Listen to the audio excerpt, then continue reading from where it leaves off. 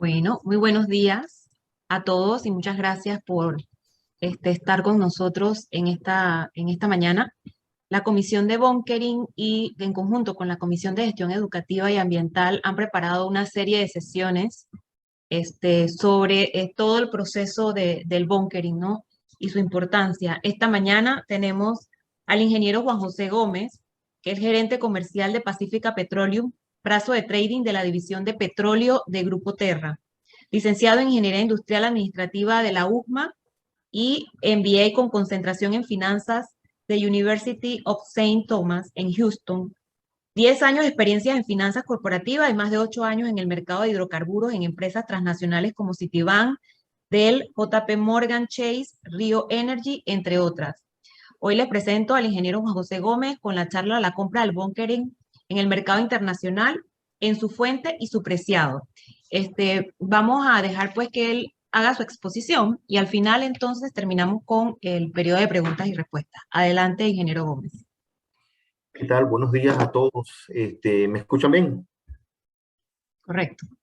Perfecto. Bueno, primero que nada, quisiera darle las gracias a la Cámara Marítima, especialmente también a Carlos por esta invitación. Es un placer para mí en nombre de Pacifica Petroleum y a título personal compartir con ustedes estos conocimientos que espero sean de su agrado y utilidad, ¿no? Para mantener un poco, como bien anunciamos en un principio, el formato, voy a hacer la ponencia y posterior a eso, pues habrá un periodo de preguntas y respuestas, por lo que les sugiero a aquellos que tengan alguna duda, por favor anótenla un momentito y con gusto pues, podemos disipar esas dudas a final de la presentación. Así es que déjenme compartirles, yo ahora aquí tengo, ok.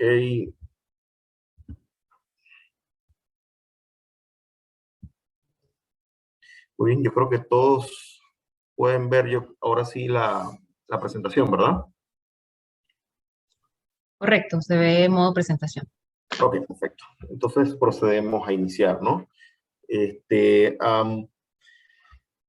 A manera introductoria, pues el alcance es tratar de hacerlos,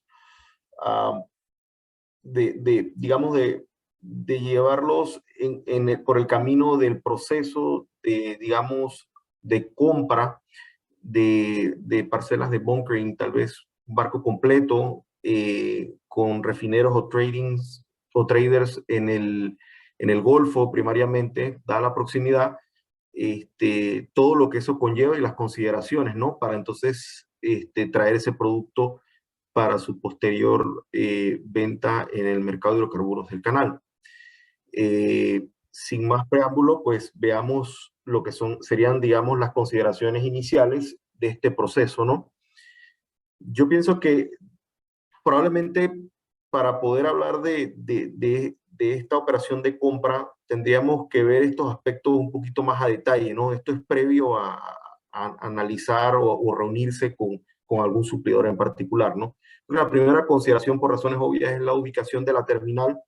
En este sentido, hay implicaciones de costos. Si la terminal está ubicada en el Pacífico, obviamente incluiría, si estamos utilizando la base de supply, el Golfo, pues incluiría el paso del canal para poder llevar ese producto al Pacífico, el flete y los costos marítimos serían mayores.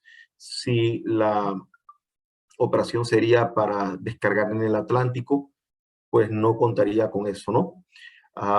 En ese sentido, nos lleva, digamos, a la segunda consideración, que serían qué productos vamos a comprar, qué productos vamos a manejar. Bien puede ser uno o varios productos. En el mercado de bunkering, pues encontramos varios tipos de MGO, MGO corriente o DMA, donde pues el porcentaje de azufre es alto. Low sulfur MGO con contenido hasta de 0.1 de azufre, y pues tenemos ultra low con 15 o menos ppm de sulfur content, ¿no? Al igualmente, pues contamos con productos como HSFO o fuel oils de alto azufre y la gama de VLSFO para aquellos barcos que no cuenten con scrubbers, dado las restricciones de IMO 2020. Más allá del tipo de producto y los productos que serían o no a manejar, pues esto tiene implicaciones en la compra, puesto que eh, el almacenaje de ellos tienen consideraciones de segregación en los barcos. De igual manera, el tipo, la cantidad del producto a comprar también dependerá, ¿no? Y su distribución entre uno y el otro. Uh, el siguiente punto muy interesante que hay que tomar en cuenta es el espacio total del producto que tenga la terminal, ¿no? O lo que sea que se esté arrendando, el espacio que se esté arrendando por producto. Y me refiero a porque eso va a tener las limitantes en el barco, ¿no? Tú quieres típicamente tratar de llenar el barco, dado los costos de flete, y por ende debes de considerar muy bien el tipo de la cantidad de espacio que vas a tener en la terminal, acorde a la operación para maximizar el uso del fletaje, ya sea que sea parcial o total, y el tipo de Incoterms que estés negociando con el suplidor. Siguiendo en esa línea, pues nos lleva al tema de las especificaciones del puerto y las condiciones de la misma. En ese sentido hay muchas, estoy mencionando tal vez las más importantes, pero hay limitantes también o algunas condiciones especiales de cada puerto y operativas de cada puerto más allá de estas tres, pero enfocándonos en estas que tienen mucha relevancia en el momento de negociaciones para cargamentos y compras de cargamento, es el calado máximo del puerto de descarga de la terminal. Esto pues tendrá mucho que ver en el tipo de barco, ya sea que estés comprando entregado y el suplidor pues ponga el barco, o ya sea que tú estés charteando el barco. Tienes que estar muy claro en el draft máximo con la que vas a poder entrar al puerto de descarga, para no tener un problema en la que no puedas meter el barco en la terminal si cala más del máximo, ¿no? El tema de la eslora igual, es muy importante ver el largo del barco en ese sentido y las condiciones máximas que el puerto así lo permita. Hay otras restricciones que también pueden ser el factor a considerar, sobre todo que tiene implicaciones de costo, es las restricciones de horario. Hay puertos que pues tienen daylight saving y otras cosas más que dependiendo de la hora de llegada pues pueden impactar en el costo per se final del producto. Y el otro tema interesante es el tema de capital de trabajo. Yo creo que las condiciones financieras de la empresa en el momento de compra pues tienen que estar muy claros si la empresa tiene robustez financiera suficiente para que estos proveedores, ya sean traders o incluso refineros, puedan tener algún tipo de línea de crédito contigo, pues ayudaría muchísimo. De lo contrario, pues tendrías que abrir carta de crédito, tiene sus costos, o peor aún, que tengas que pues prepagar el producto, ¿no? Y tomar el turnaround del negocio. Esto puede ser esto es un aspecto muy importante que tienes que contemplar en tu esquema de negocio. Restricciones de origen del producto. Estas últimas consideraciones tienen que ver más con temas legales, no dejan de ser muy importantes, dependiendo del destinatario final de tu producto y la operación que estés montando. Algunas opciones de supply y el origen de ese producto puede que no te sirva, y es algo que tienes que tener muy en consideración, ¿no? Más allá de eso, están las condiciones fiscales y legales del mercado, que específicamente para Panamá y para el tema del bunkering, sí es requerido un permiso de usuario de terminal petrolera, donde sea que estés operando. Eso te permite acceso a la zona libre petrolera del Canal de Panamá. Es importante entender aquí que eso no necesariamente te da la capacidad de importar producto al mercado doméstico. Para aquellos productos que tengan entrada, por ejemplo, el ULSD se utiliza no solo pues, en el bunkering, hasta cierto punto, pero pues obviamente es el producto utilizado como diésel en Panamá. Entonces, no necesariamente porque estés actuando en un mercado, pues te da acceso directo al otro con el tipo de licencias que alguno de los mercados así requieran. Estas son, digamos, algunas consideraciones iniciales. Considero sería muy importante que revisen previo a la operación, incluso antes de sentarse, ¿no? Ver estas consideraciones para tomarlas en cuenta en el momento en que se reúnan con el supplier, ¿no? Siguiendo un poco, acá me tomé el tiempo de hacer, digamos, un pequeño ejercicio para ilustrar el proceso de compra internacional de hidrocarburos, específicamente de productos de bunkering como el Loads of MGO en este caso. Esto es digamos, un pequeño deal recap con algunos de los mínimos, digamos, parámetros que típicamente se irán a negociar al momento de compra de productos como estos, y la idea es ir, digamos, de par en par, uno de ellos hasta cubrir el deal recap completo, para que ustedes tengan una idea de cuáles son las implicaciones de cada uno de ellos en la compra, ¿no? Y su importancia y cómo están interrelacionados unos con otros. En ese sentido, pues podemos empezar con el producto que anunciamos, es Low Software MGO, para efectos de este ejercicio, y digamos que nosotros tenemos algo de espacio en la terminal, pongamos de Bopa que vaya a las minas, y es el lugar donde vamos a descargar este producto, ¿ok? Para efectos de este ejercicio, bueno, ya sabemos de antemano que estaríamos dejando el producto en el Atlántico de Panamá, no cruzaría, eso nos da, digamos, un costo un poco más atractivo, dado que evitas el tránsito, por un lado, y bueno, entran las restricciones de calado, como lo conversamos previamente, entran las restricciones de eslora, los tiempos del muelle, costo de muellaje y demás, y dependerá entonces el tipo de camino a utilizar, si contamos con barco propio o pensamos fletar el barco para la compra, o para en ese caso comprar FOB en el Golfo, o si bien pensamos negociar la compra del cargamento entregado, ¿no? Ya más adelante tendremos la oportunidad de hablar un poquitito en términos de Incoterms y cuáles son las injerencias de eso en el negocio. Pasando al siguiente punto, que serían la ventana de entrega. La ventana de entrega pues debe estar relacionada a, o en función de cuando nosotros obviamente queremos empezar la operación y cuando estipulamos el uso de ese producto para ventas, dado que el producto ya debe estar en la terminal para ese momento. Al mismo tiempo, tenemos, y es muy importante, tenemos que contar con el ullage suficiente en la terminal para poder recibir ese producto en el tiempo en la que el barco estipula su entrada, tomando siempre el mejor de los casos, que es primer día de ventana. Entonces, en otras palabras, en tu primer día de ventana, tú tienes que tener ya el espacio suficiente para recibir ese producto. Si tienes remanente de otros productos en tu terminal, pues tienes que estar muy claro que la demanda, tu demanda diaria para estipular o la demanda en días anteriores para estar seguro de que al primer día de ventana va a haber el espacio suficiente para recibir ese volumen que va a traer el barco.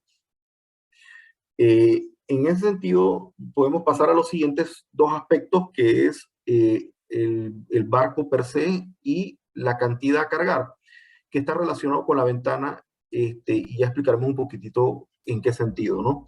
En referencias al barco, independientemente que lo estés charteando tú mismo o que lo esté charteando el suplidor o lo ponga el suplidor, el barco tiene que pasar por un proceso de vetting en el puerto de la terminal.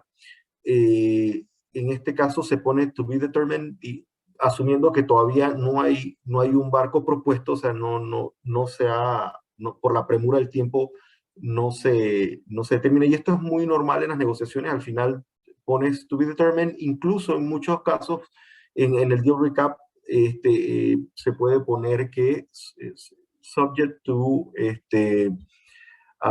vetting approval del barco, ¿no? O sea, es decir, el barco está sujeto a que la terminal lo apruebe y está en compromiso. Si fuese el supplier de proporcionar el barco de entrega, él está en el compromiso de presentar una nave que cumpla con los requerimientos del puerto de entrega. Entonces, eso tal vez serían las implicaciones más importantes. En el vetting del barco, pues ahí se analiza todos los aspectos previos discutidos en las consideraciones iniciales por ejemplo, como la eslora del barco, el máximo draft con el volumen a cargar, y algunas otras más, ¿no? En el caso de la cantidad, este es un aspecto muy importante. La cantidad debe estar relacionada a varios aspectos, como mencionamos, debe ser una cantidad que puede manejar el espacio que tenemos en la terminal, eso como primera instancia, y como segunda instancia tiene que hacer sentido comercial, es decir, si las cantidades son muy pequeñas, hay muchos costos que están asociados a la operación misma que son fijas independientemente de la cantidad que pongas. Y por decirte algo, la demora, o sea, si el barco tiene demora y estás llevando 20,000 barriles, la demora va a ser igual para 20,000 barriles que para 100,000 o 300,000 barriles. Es decir, si son $50,000 de demora, esos $50,000 deben de diluirse en un costo por barril obviamente mayor para parcelas más chicas y menor para parcelas más grandes. Entonces, típicamente tú quieres maximizar el uso del barco, ya sea para beneficio tuyo personal, en el caso que estés tú charteando el barco, o para el efecto del supplier, que a pesar que en esta transacción no te afecte directamente, pues un supplier que esté maximizando el uso o tú le estás ayudando a maximizar el uso de su barco, pues se va a traducir en él tener mejores posibilidades de darte mejor precio a futuro, ¿no? Entonces, es muy importante que las cantidades vayan acordes a los volúmenes máximos que el barco puede manejar para evitar a toda costa el flete muerto en los barcos. Otro aspecto muy importante es que las compras por lo general están atadas a un porcentaje de variación del volumen, que pueden andar entre los 5, 10%, incluso un poco más en algunos casos. Esto se deja por varias razones, para tener alguna discrecionalidad de parte, digamos, del seller, del supplier en este caso, y también por temas de plano estiva, ¿no? O sea, el barco puede tener capacidad de cargar 300,000 barriles, pero digamos el API final del producto, eh, digamos la distribución, cuántos productos tenga por compartimento, y las ineficiencias por la cantidad de productos pueden limitar un poco la capacidad del barco de cargar su máximo, ¿no? Y estas son consideraciones importantes también a negociar.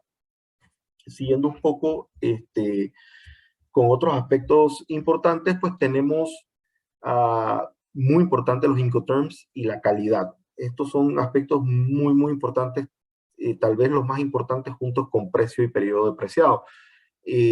En los Incoterms, bueno, aquí sí tenemos que ser muy claros y definir cuál es la intención de nosotros de la compra. Es decir, nosotros queremos comprar con nuestro propio barco que pensamos chartear o poseemos, en cuyo caso estaríamos comprando FOB. No es el caso que estamos analizando particularmente acá. Acá estamos analizando la opción de que el suplidor ponga el barco, que mayormente se da de esa manera, y en ese caso lo estamos pidiendo DAT. DAT significa que es Delivered Terminal, también conocido como DAP con P, lo que significaría Delivered at Place, ¿no? En esencia es lo mismo, ¿no? En el supplier se compromete a hacer la entrega del producto en la terminal sin pagar o liquidar digamos, ese producto o algunos taxes que tengan que aplicarse, o sea, están excluidos de eso.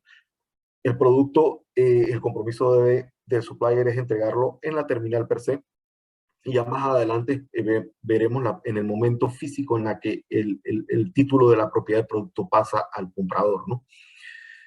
En el caso de la calidad, para efectos de bunkering y para efectos de el also for MGO, este tipo de producto tiene un estándar muy conocido en la industria y es la ISO 8217, en la subcategoría de DMA, de este producto de cumplir con todas estas consideraciones, tal vez con una pequeña salvedad de que el software máximo de contenido debe ser de 0.1, ¿no? Ese es el estándar para Low Software NGO. Pero pusimos este producto en particular, pues es muy representativo en el bunkering y es muy utilizado todavía, pero bien puedes comprar también, digamos, ULCD, ya sabemos que son 15 ppm, o MGO tendrá hasta 0.05, etcétera, ¿no? Hasta 0.5, disculpen. Así que eso en ese sentido. Siguiendo más adelante en el aspecto de sell price y pricing period, aquí se pone la cosa muy interesante porque típicamente en las compras internacionales, pues nadie vende a precio fijo, ¿no? Yo creo que muchos de ustedes ya lo saben, incluso a nivel de bunkering, ya la mayoría de las veces los precios se dan pues atados a algún indicador de publicaciones de precios, y pues, muy poco se ve ventas a precio fijo, y mucho menos ahora con las grandes volatilidades de los mercados, ¿no? En ese sentido, es literalmente casi que imposible que puedas conseguir que algún major de estos, pues ya sea trader de los refineros, te vaya a vender y no esté asociado a una fórmula. En ese sentido, para este producto en particular, muy probablemente, y dada la región, la publicación a asociar la venta seguramente va a ser Platts si es el Golfo. Platts y Argos tal vez son las publicaciones más importantes del mercado en ese sentido, siendo Platts para esta región tal vez la más relevante, ¿no? Y para explicar un poquitito a aquellos que no saben, dentro de Platts hay muchas publicaciones de muchos commodities. En esta en particular se refiere, o esta base de precios se refiere a la publicación Platts para US Gulf Coast, que están las siglas puestas ahí. Luego, en este caso pusimos ULSD porque es digamos, la base más cercana y más utilizada al MGO, a pesar de que ULSD no es necesariamente el Low Software NGO, ¿no? Y el otro punto aparece PL, standing para Pipeline, porque hay dos tipos de publicaciones para ULSD del Golfo, la Pipeline y la Waterborne. Pero como tú estás en compras internacionales, sobre todo en el Golfo, la mayoría de estas personas no van a vender en Waterborne, lo que sí probablemente se utilice como la base de precio para la venta local. Típicamente la diferencia entre PL y Waterborne tiende a ser usualmente un centavo más caro, aunque eso varía, y de hecho en estos momentos está muchísimo más caro, arriba de los 8 centavos está el spread, por condiciones muy particulares del negocio y hasta cierto punto que yo no había visto en mi experiencia que tengo, pero sí, o sea, típicamente es un centavo más caro, ahorita está mucho más abierto, pero a manera de Golfo, ellos solo, digamos, trabajan en su mayoría de ellos en PL, porque PL se refiere al precio puesto en las tuberías, en la refinería en el Golfo. En cambio, Waterborne ya es asociado al aspecto marítimo y entrega en barcazas o demás, ¿no? Esto para efectos del precio, esa sería, digamos, muy probablemente la base a utilizar por la mayoría de ellos. Luego viene una prima, ¿no? Es este precio o esta aplicación de precio más una prima expresada en centavos por galón. Y muy por lo general, se ha vuelto se ha vuelto el estándar de negociación en las compras internacionales, donde te apliquen el descuento de RVO, ¿no? El RVO es un precio que se refiere al Renewable Volume Obligation que tienen, digamos, los refineros tienen un incentivo de vender este producto para exportarlo a mercados como Centroamérica, Suramérica o cualquier otro mercado fuera de Estados Unidos. Y ese incentivo se da porque el producto que ellos producen en la refinería, esos productos, si van para el mercado doméstico de los Estados Unidos, a ellos tienen que cumplir con mezclas de productos como etanol y biodiesel, productos renovables hasta un cierto porcentaje. Y de no cumplir con eso, pues tienen que comprar, tienen que hacer pagos, pues, por no cumplir con ese volumen, ¿no?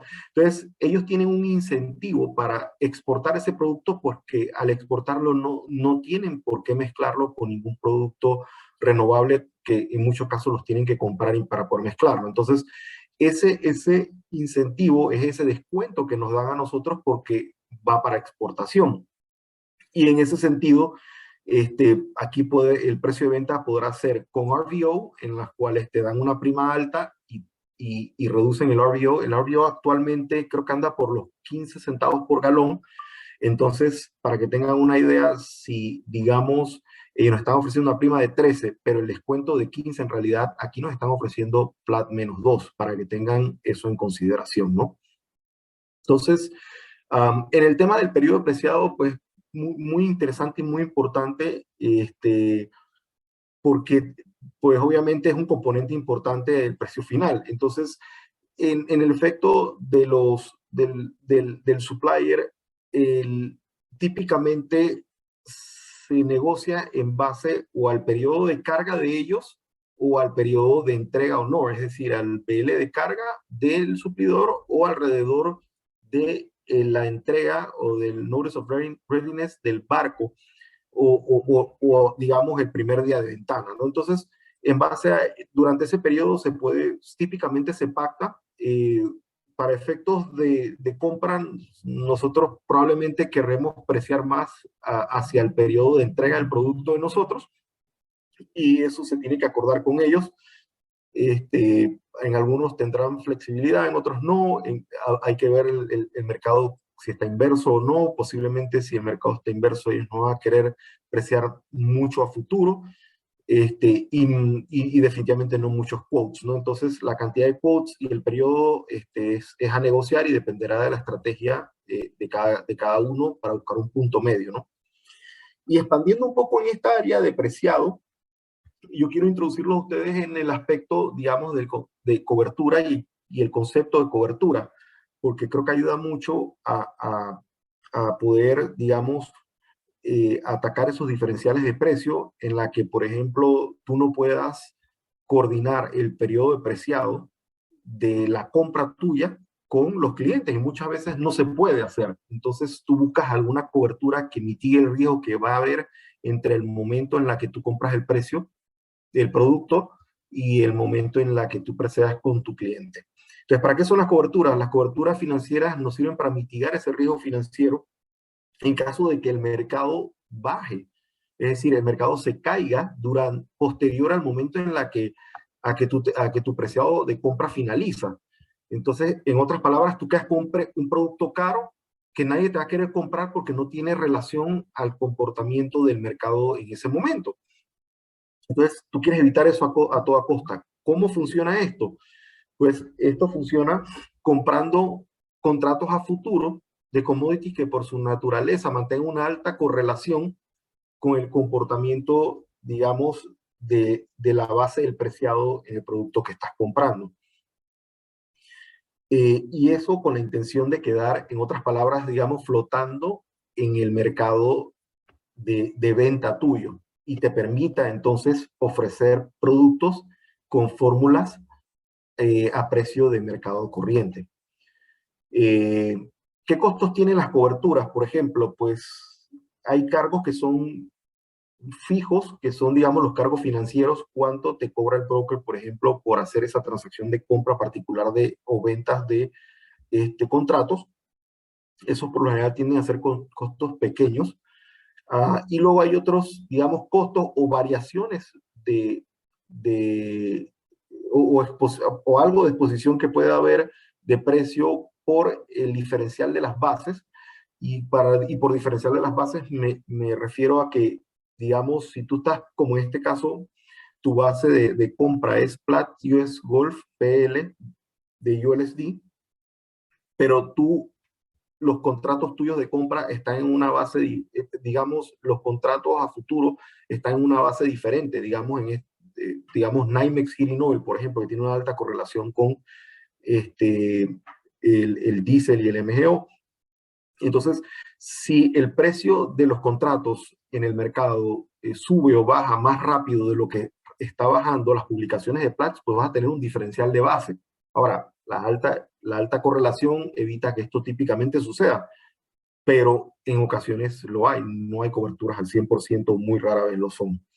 Entonces, en otras condiciones que pueden afectar es las condiciones del mercado futuro, y entiéndanse por si el mercado está, digamos, en contango o en backwardation o inverso en ese caso, ¿no?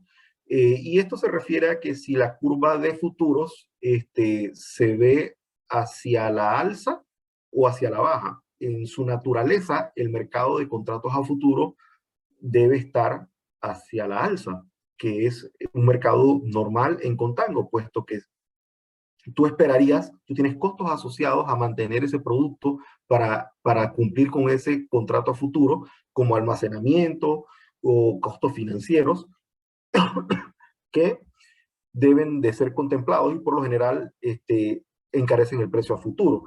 Sin embargo, como es el caso actual en la mayoría de los productos, el mercado está inverso por muchas otras razones de mercado, que pueden ser conflictos bélicos y muchas otras cosas que hemos visto, pandemias y cuantas cosas que pueden alterar el estado normal de los mercados a futuro.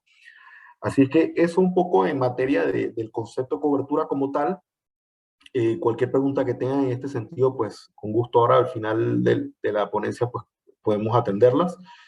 Y ya, digamos, atendiendo un poco lo conversado anteriormente al ejemplo en particular que estamos viendo, aquí les hago un pequeño esquema de de cómo sería la cobertura de esta operación. Como ustedes se fijaron arriba, nosotros estamos preciando 4 quotes entre el 9 y el 12 de mayo. Y, y ahí, en ese caso, yo estaría comprando ese producto. Fíjense que en la transacción abajo en el ejemplo se habla de físico y de papeles, es decir, en papeles las compras en bolsa, que típicamente se le dice papeles, y físico las compras o el preciado físico del producto que estás comprando.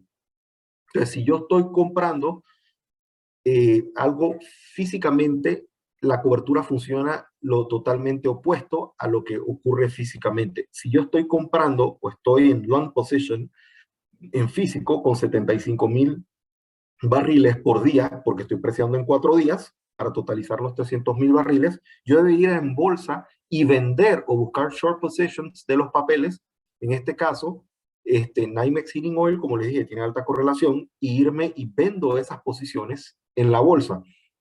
Entonces, una vez finalizado el periodo de preciado, ya yo quedo flotando porque yo vendí mi posición en papeles. Y entonces puedo recomprarlos en la medida en que ejecute los negocios. Y entiéndase que yo puse aquí en este ejemplo que tengo 3 clientes que me van a comprar productos. Uno me va a comprar 120,000 barriles, el otro me va a comprar 20 y el otro me va a comprar 160, pero preciados en 3 días.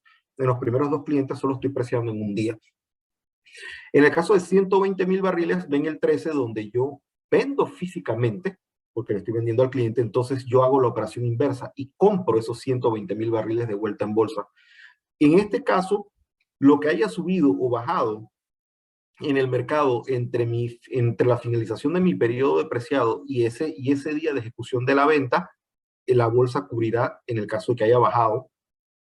Y si el mercado subió, entonces obviamente esas posiciones perderán dinero, pero yo lo cubriré con mi capacidad de vender más caro porque el mercado ahora está más caro y yo compré más barato. O sea, en otras palabras, la cobertura se hace no para ganar plata y ciertamente no para vender, se hace para asegurar el margen que tenías pactado en el momento en la que ideaste tu esquema de negocio, es decir, que el mercado y su fluctuación no tengan injerencia sobre la gestión comercial tuya.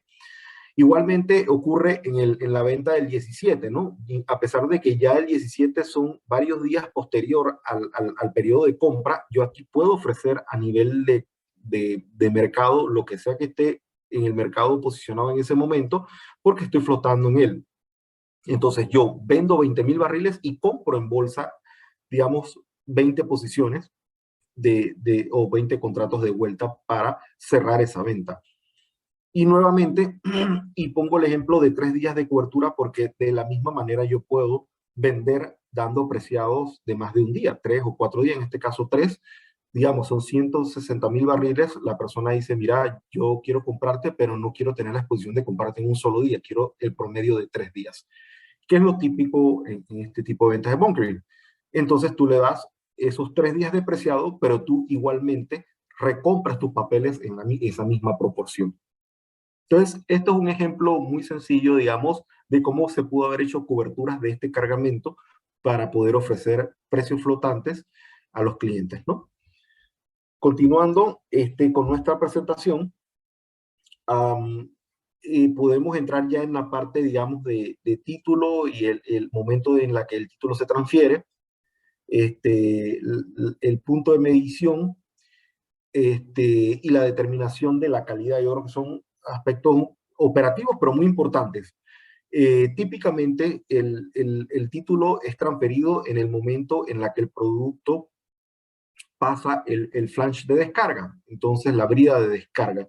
Entonces, eso es un estándar. Se pueden acordar, pues, cambios de títulos en el agua o en otros momentos, pero este es, digamos, el estándar más utilizado. En cuanto a las medidas, en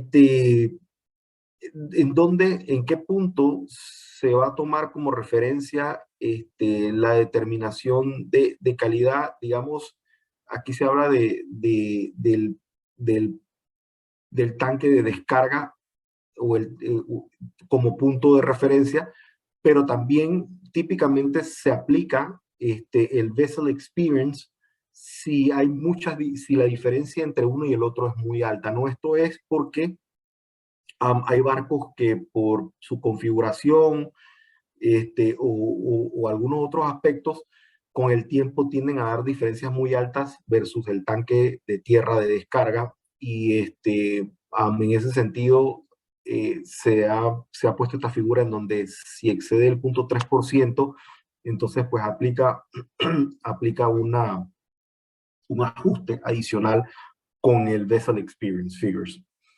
Entonces, en la determinación de la calidad, en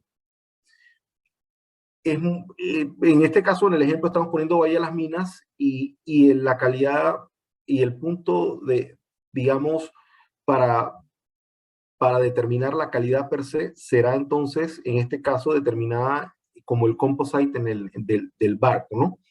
Y eso es un estándar también, pero el composite del barco en el momento en la que ya haya emitido el NOR o haya llegado al puerto de descarga, ¿no? Entonces, digamos, eso para efectos de la calidad y para la cantidad, el tanque de descarga en tierra. Y esos son estándares, digamos, de la industria en ese sentido, ¿no? Siguiéndolo en los otros aspectos, pues podemos encontrar la inspección, sus costos y cómo se arregla, quién la va a hacer y quién va a tener injerencia en ese sentido, y el lay time y demurrage, que van de la mano, ¿no?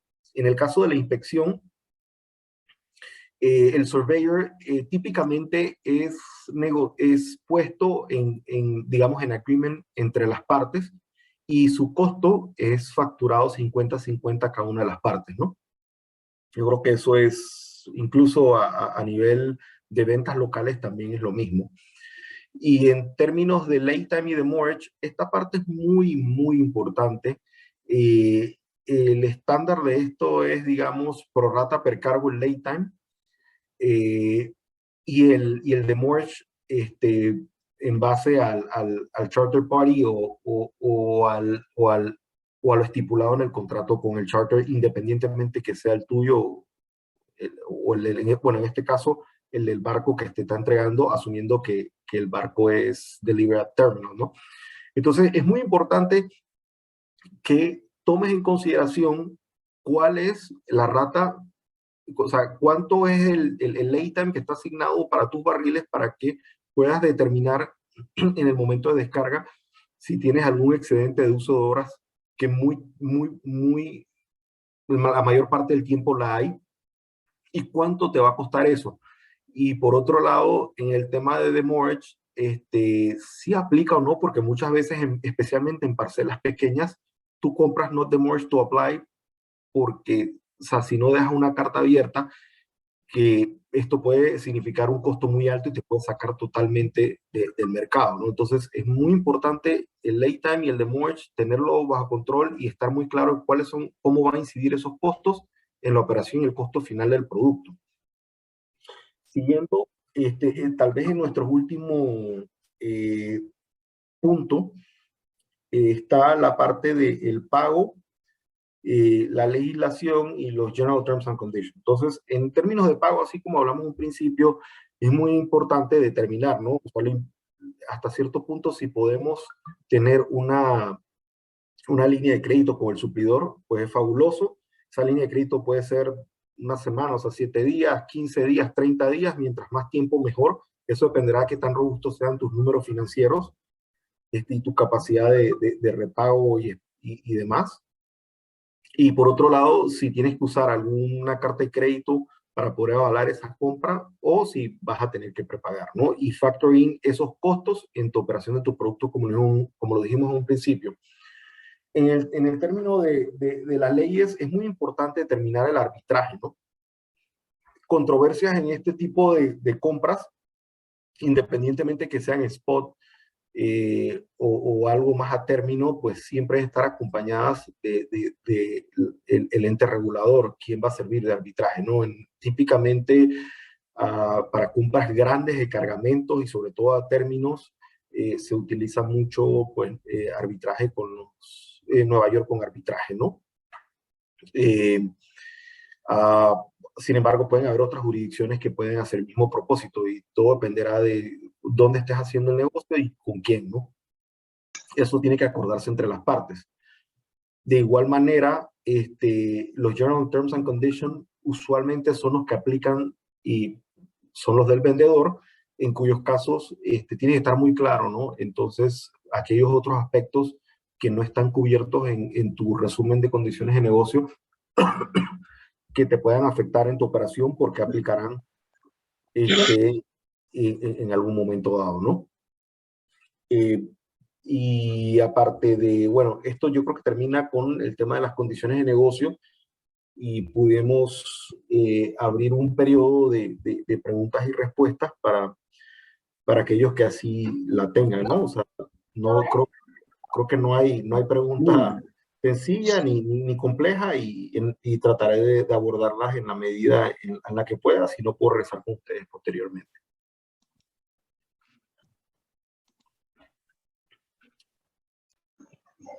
¿Alguna pregunta? Bueno, abrimos el periodo de preguntas y respuestas. Yo tengo una que me mandaron aquí a mi chat. Voy a hacérselas. ¡Me voy!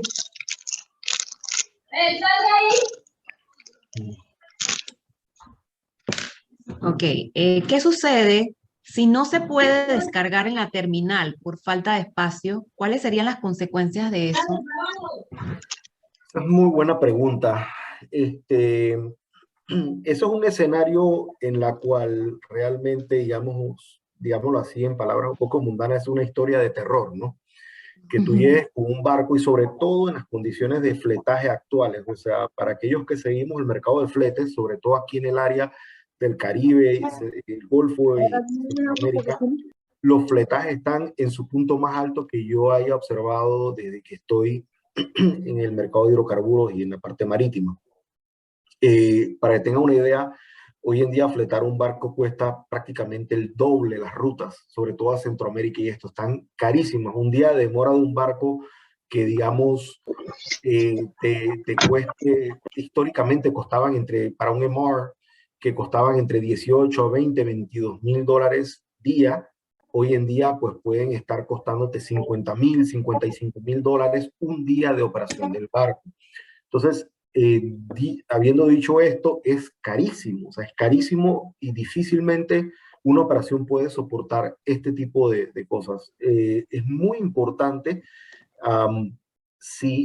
la anticipación, adelantarse a este escenario. Es decir, Si ya tú sabes que a una semana del primer día de ventana de llegar el barco, todavía no tienes el espacio en la terminal porque algunos clientes no han levantado el producto que inicialmente vendiste y demás, debes de ejercer presión para que lo hagan e incluso trabajar en contingencias. Esas contingencias pueden ser, por ejemplo, ok, si finalmente el cliente no va a levantar el producto, ¿qué puedo hacer? O sea, puedo vender ese producto con terceras personas para hacer el espacio, puedo, digamos, atrasar la ventana de entrega. A veces es muy difícil porque, obviamente, las ventanas de entrega están asociadas con ventanas de carga en puertos, en las terminales o en las refinerías, y es muy difícil mover eso, pero sí, desviar ese barco a otras terminales que tú o la empresa maneje. Esa es una opción que típicamente se hace. Si el barco tiene una rotación, te entrega a ti, pero entrega en otras terminales, ver si puedes cambiar la rotación del barco para que entregue a otra terminal primero y luego te entregue a ti. Pueden ser algunas de las opciones que yo exploraría en un escenario como ese, pero definitivamente con el costo del fletaje y las demoras ahorita mismo, prepararse para un escenario de esos con tiempo para poder resolver es muy importante. Muchas gracias. ¿Alguien más tiene otra pregunta? Porque aquí me llegó otra pregunta al chat. Sobre RVO, según lo que entendí entonces, entre mayor es el indicador de RVO, menor es el atractivo a exportar para el suplidor y mayor es el atractivo para comprar por el comprador. Bueno, a ver, mientras el RVO sea más alto, es mayor el atractivo para el suplidor para exportar ese producto, o decir, digamos, un refinero en el Golfo va a tener un mayor atractivo para exportar su producto a Centro y Sudamérica o el Caribe o a cualquier parte del mundo, mientras el RVO sea más alto. Es decir, ahorita mismo el RVO está alrededor de los 15 centavos por galón, pero ha llegado a estar a los 21, 22.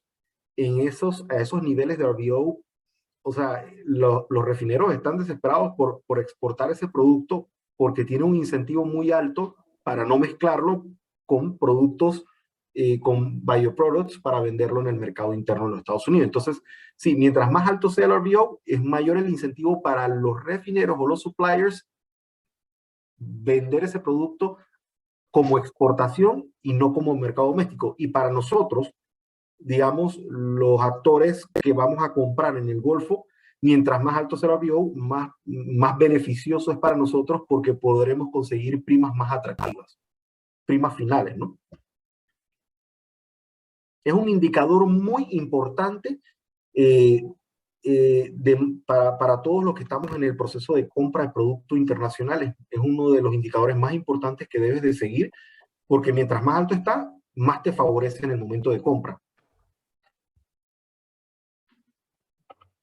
Ok, muchas gracias. Del señor Oscar Santibáñez, ¿de qué tamaño es la carga típica de un servicio de bunkering en Panamá?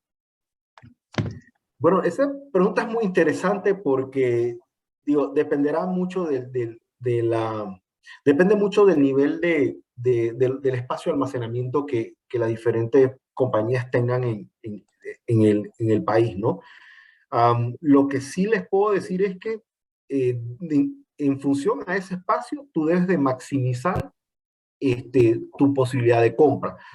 Por ejemplo, si tú tienes solo 100,000 barriles de espacio, pues obviamente no puedes traer un MR ni puedes comprar un MR completo porque un MR probablemente te cargue de 300,000 barriles de diésel, 290,000 barriles de diésel. Entonces, no tienes capacidad para descargar eso y probablemente no sea tampoco viable para mover tanto producto en tan poco tiempo. Entonces, típicamente lo que tú haces es que compras producto entregado en tu terminal con gente que no necesariamente el producto, el producto tiene otro propósito en otros lugares y te pasa dejando, dada la posición geográfica de Panamá, parte de ese producto a ti. Entonces, eso es lo que termina haciendo. Yo creo que dependiendo de cuántos volúmenes vendan, puede ser entre 20, 25,000, 30,000 barriles como mínimo. Y puede llegar a 100, 120, 120,000, 150,000 barriles. El otro tema también que incide mucho en eso es qué tan inverso o las condiciones de mercado futuro. Porque si el mercado está en backwardation, como en efecto ahorita lo está, tú tienes menos incentivo para almacenar ese producto porque te cuesta más y las coberturas son más costosas para mantener ese producto flotando, ¿no? Entonces, definitivamente que si el mercado estuviese en contango, pues ahí sí hay incentivos para almacenar grandes cantidades de producto y igual vender y tener eso disponible para venta, ¿no? Muchas gracias. ¿Alguna otra pregunta? Sí, buenos días. Hola, Yaneris, ¿cómo estás? Juan, te saluda Lourdes, un placer. Muchas Hola, gracias ¿cómo estás, por tu Lourdes? presentación. Qué gusto saber de ti. Saludos a tu Igual, padre. Mira, igual. sí vi que también es muy usual tener en las fórmulas de pricing adicional al RVO el costo de transporte. Ahora mismo que como tú estás viendo esto en el día a día, ¿cómo está la fluctuación de ese transporte para carga para la región? ¿Y cómo lo ves a corto plazo? Sí, bueno, mira, definitivamente, claro, o sea, para efectos del ejercicio que pusimos en la presentación, obviamente al ser un precio dado o entregado en la terminal, pues incluye el freight, el transporte.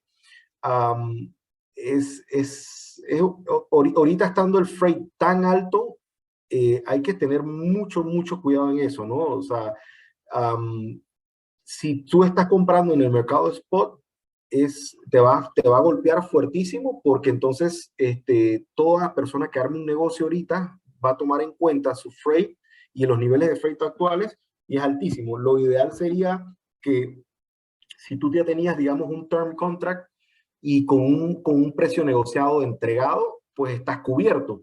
El precio en, en semanas pasadas, el precio del flete ha subido, pero un tema es que suba y un tema es que yo te diga los niveles de precio, o sea, más allá del doble, o sea, es para que tengas una idea ahorita de qué tan caro está el flete.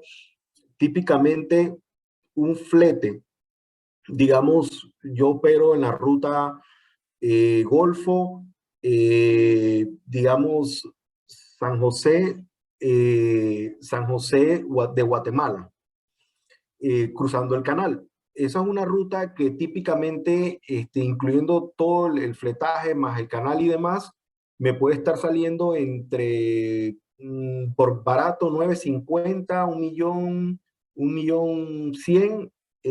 La última vez que lo vi, hace unos días atrás, estaba por arriba de los 3 millones de dólares, o sea, casi que 3 veces más de lo que está costando ahora. O sea, definitivamente que no creo que es algo sostenible, no creo que es una coyuntura como en el momento pasó lo del Colonial Pipeline y eso, que también creó una distorsión muy grande en los fletajes, puntual, pero luego vuelve y cae en sus niveles normales. El problema es que el que está comprando ahorita mismo está enfrentando una situación sumamente especulativa.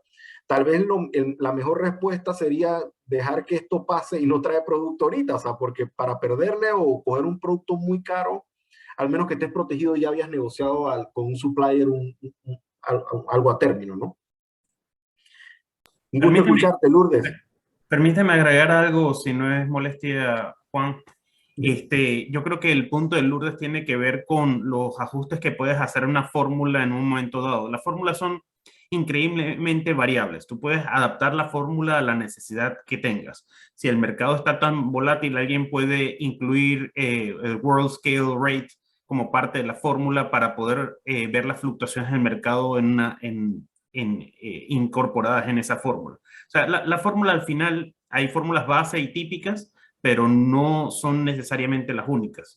Dependiendo de las posiciones del mercado, esas se van a ir ajustando para poder casualmente ser sustentables en un mercado tan volátil.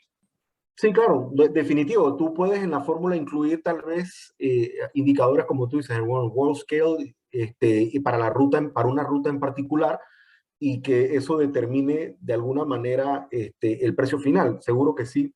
Lo único que, independientemente que la incluyas en la fórmula o que ya venga en el costo del precio per se, en su prima inicial, tal vez el punto es, digo, si no estás cubierto con un contrato a término ahorita mismo, pues estás realmente en una posición muy difícil de compra, ¿no? Por el tema del fletaje. No, y es válido lo que dices de estas compras spot, ¿no? O sea, ya los que se han podido pues amparar con un contrato a término pueden obviamente pues hacer todos esos ajustes a las fórmulas. Así que más bien pues para esas compras spot que ahora mismo a como está el mercado no son sostenibles. Gracias, Juan. Seguro, seguro, a la orden. Un abrazo. Igualmente.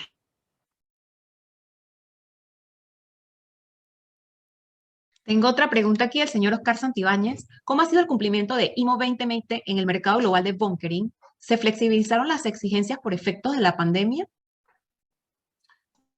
Bueno, yo creo que Carlos pudiera hablar un poquito con más propiedad sobre ese tema. Lo que he visto yo no ha sido el caso. Lo que he visto es que muchos barcos han manejado scrubbers por un tiempo, lo cual son también caros de instalar y mantener.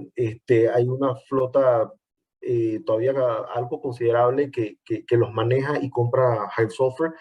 Pero yo creo que al pasar del tiempo y sobre todo en los últimos meses, definitivamente que el VLSFO ha tomado una fuerza y cada vez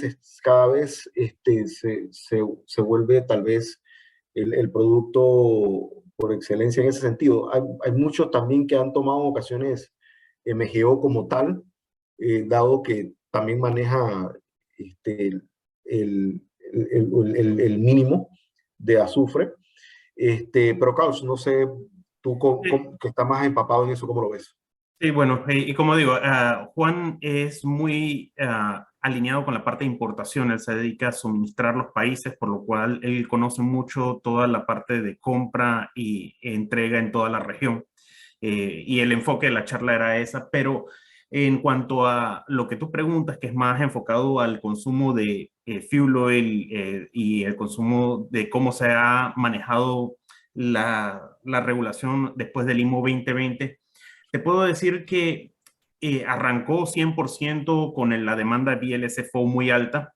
En el último año, casualmente, los spreads de VLSFO y High Sulfur Fuel Oil fueron aumentando a tal punto que hoy en día estamos hablando de $200 la tonelada métrica, lo que hace muy atractivo el uso de scrubbers y se ha comenzado a disparar la demanda de High Sulfur Fuel Oil, que se puede ver claramente en las estadísticas de Panamá. Por ejemplo, Panamá ya tiene casi un 20% de High Sulfur Fuel Oil versus VLSFO, cuando antes era casi nulo y eso ha traído ciertos cambios en el suministro, donde han tenido que volver a adecuar terminales, tanques, cambiarlos de vuelta para High Sulfur Fuel Oil después de haberlos limpiado y vaciado y puesto en VLSFO. No veo una flexibilización per se en el mercado, sigue siendo la regulación que se estableció desde el inicio de IMO 2020. Veo más interés en productos alternativos. Cada vez están buscando más alternativas como es el metanol, es uno de los que hoy están viendo. Bueno, Oscar, tú eres de la parte de gas natural. El gas natural definitivamente es una de las principales alternativas que se está viendo para el reemplazo de el fuel oil. Sin embargo, como entenderás, el costo de esa operación es increíblemente alta, no solo al menos ustedes ya tienen infraestructura basada en Panamá, pero una barcaza o el equipo para distribución de LNG es mucho mayor al costo de una típica barcaza para búnker.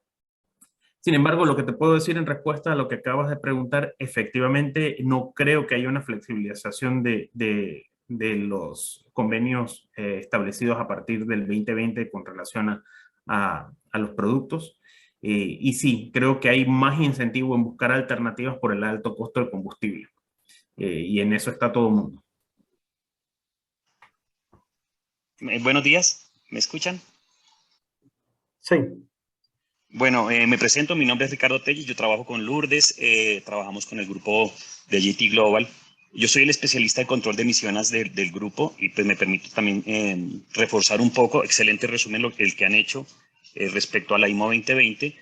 Nosotros hicimos unos estudios hace un tiempo y esperábamos un alto consumo de un producto que sirve para bajar el NOx, el cumplimiento de la IMO 2020. Y lo que observamos es que ese producto iba acompañado del Ultra Low Sulfur Diesel y se esperaba que su consumo fuera mucho mayor del que realmente se está dando hoy día.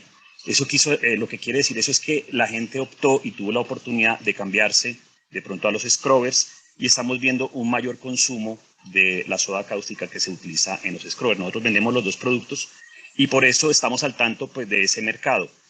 Claramente vemos que eso es una alternativa que están cumpliendo y va a ser algo transicional mientras se llegan a mejores opciones. Pero en este momento pues se está viendo que estas dos, tanto Scrubber como los SCR que utilizan el DEF o el AdBlue o DEF marítimo, se están consumiendo primeramente por tal vez lo que llamamos nosotros decisiones corporativas. No hay una legislación muy clara.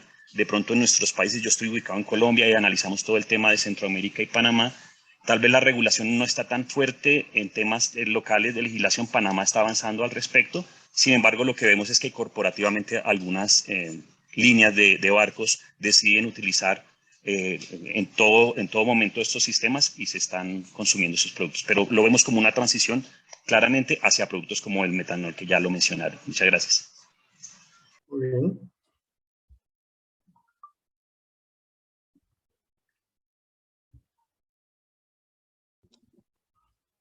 ¿Alguna otra pregunta?